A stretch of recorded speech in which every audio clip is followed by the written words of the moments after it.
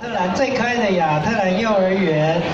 亚特兰幼儿园呢，他们申请我们的客语送学校很多年哦，在客语方面呢，非常的努力，每一年几乎都是特优过关的哈、哦。大家看到台上很多可爱的小朋友，哇！要为我们带来的是我们客家很有名的、很可爱的歌曲，叫做《来就是客》，来就嘿哈哦。